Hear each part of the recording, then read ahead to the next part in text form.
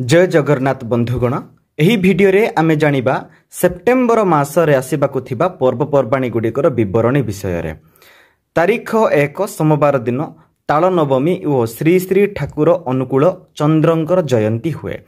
तारीख 3 बुधवार दिन पार्श्व परिवर्तन माने बड़ एकादशी एही दिन हल निषेध। तारीख 4 गुरुवार दिन बामन जन्म और इंद्रध्वज पूजा गरुड़ पार्श्व परिवर्तन एवं शरण आरंभ। तारीख 5 शुक्रवार दिन गुरु दिवस व सर्वपल्ली राधाकृष्णन जयंती महापुरुष महम्मद जन्म दिवस व मिलादुर्नबी। तारीख 7 रविवार दिन इंद्र उत्सव पूर्णिमा भागवत जन्म चंद्र पूजा और चंद्र ग्रहण।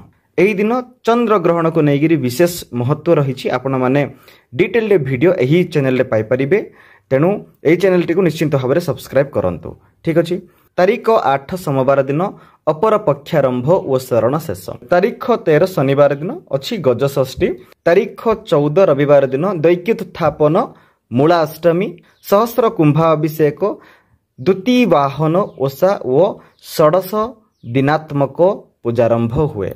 तारीख 17 बुधवार दिन कन्या संक्रांति विश्वकर्मा पूजा इंदिरा एकादशी और यह दिन हल निषेध। तारीख 20 शनिवार दिन शिव चतुर्दशी व बेढ़ा। तारीख 21 रविवार दिन महालया अमावास्या अच्छी फुलेरी ओषा अच्छी चंद्रक्षय और निशिपालन सूर्य महती स्नान व हल निषेध यह दिन। तारीख 22 सोमवार दिन श्री दुर्गा देव्या नवदिनात्मक पूजा रथ श्री बिरला देवींकर रथयात्रा रही। तारीख 23 मंगलवार दिन चंद्र दर्शन रही।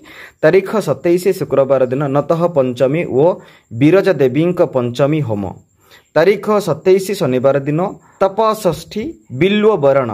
तारीख 28 रविवार दिन पीठे श्री दुर्गा देवींकर त्रिदिनात्मक सप्तमी पूजा। तारीख 29 सोमवार दिन पीठे महाष्टमी श्री मृण्मयी देवी त्रिदिनात्मक सप्तमी पूजा। तारीख 30 मंगलवार दिन पीठे महानवमी श्री मृण्मयी देवी महाअष्टमी पूजा संधि पूजा रही। धन्यवाद। एहीपरि आहुरी वीडियो गुड़िक को देखिबा पई हमर चैनल को निश्चिंत भाव में सब्सक्राइब